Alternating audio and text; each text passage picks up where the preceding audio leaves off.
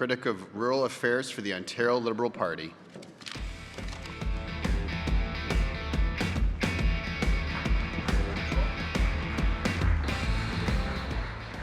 All right, good morning, everybody. Bon matin.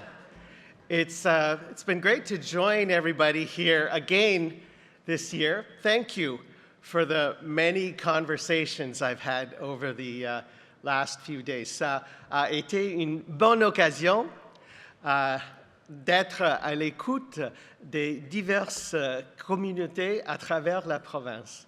Congratulations on another very successful Roma conference. I'm Ted Hsu, MPP for Kingston and the Islands and Ontario Liberal Rural Affairs Critic. I'm helping to build a new Ontario Liberal Party, different from before, but one which remembers its rural roots. I want to build an Ontario Liberal Party which can look rural Ontario in the eye and say, you have our attention every day.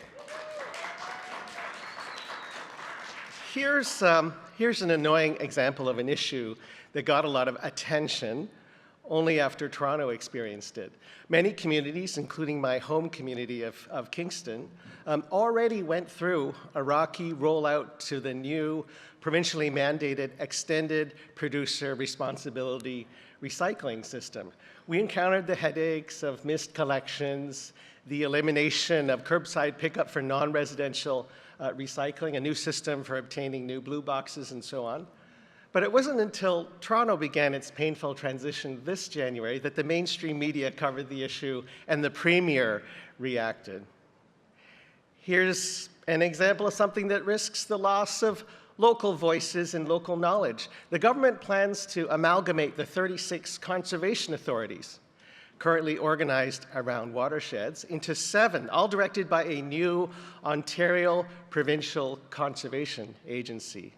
Now, some reforms may be good, but one of the chief worries of the many small communities across the province that oppose the plan is that in the name of efficient governance of the larger regions, not every community will get a representative, and then local influence will be diluted. It'll be harder for small communities to hold a distant central agency accountable. Rural Ontario should not be taken for granted. I want to tell you about Wolfe Island.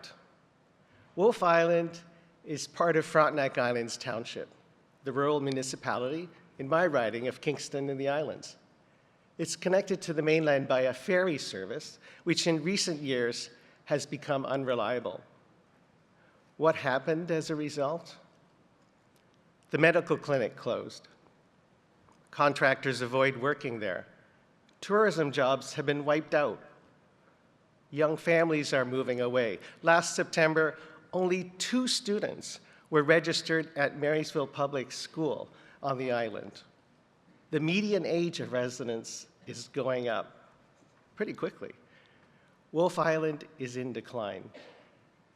Rural communities across Ontario are at risk of decline or at risk of missing growth opportunities because Queen's Park is forgetting about them. Here are some examples. The healthcare desert, rural emergency room closures, shortages of primary care and mental health care, trying to raise money for hospital equipment without the big donors you can find in the big cities. Queen's Park downloaded infrastructure maintenance and service costs to rural municipalities and then forgot about them.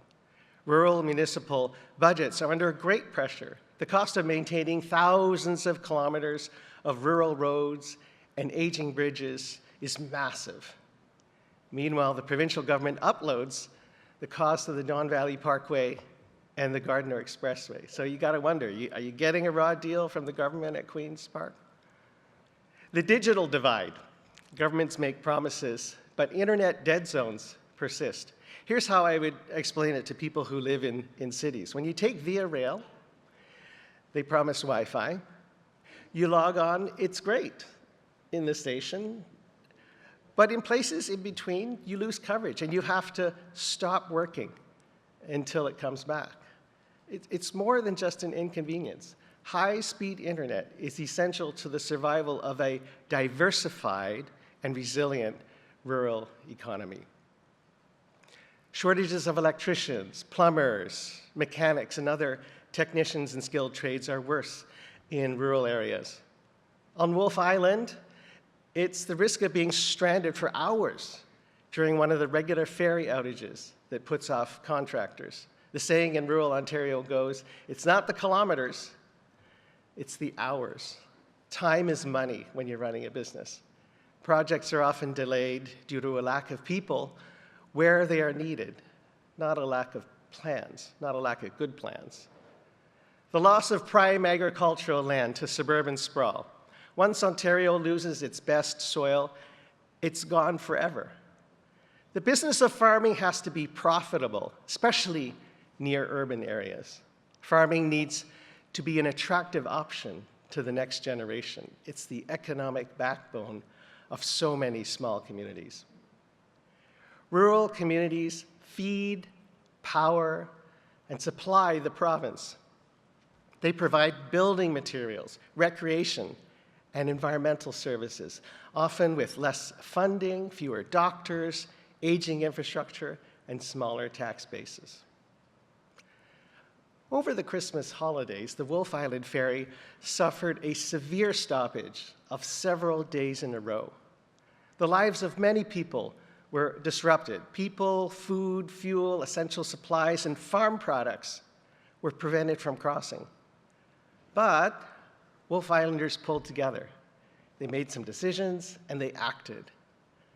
A pedestrian service was arranged with the donation of a private boat before MTO set up their own pedestrian boat service.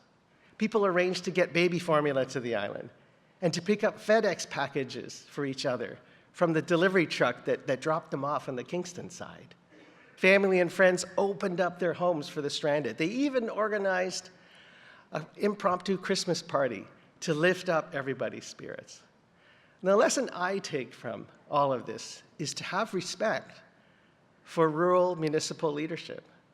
Let's give rural Ontario our attention every day and partner with them to solve local problems.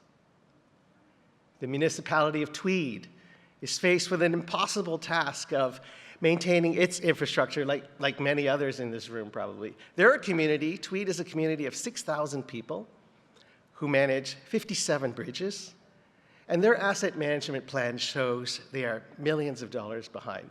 Tweed asked for help, but they took the lead too, and they made the very tough decisions to let 8 old bridges go and to use a lot of their own money to start fixing the rest of the infrastructure. This is rural municipal leadership, which needs to be respected and must be supported by a willing provincial partner. The province has to be there to share the costs. As Ontario Liberal critic for rural affairs, my office is open to every one of you to talk about how the province can help, respecting your leadership as you tackle problems in your communities. It will take time to earn your trust, but I want the Ontario Liberal Party to do just that and be able to say to rural Ontario, you have our attention every day. Thank you and have a safe trip home.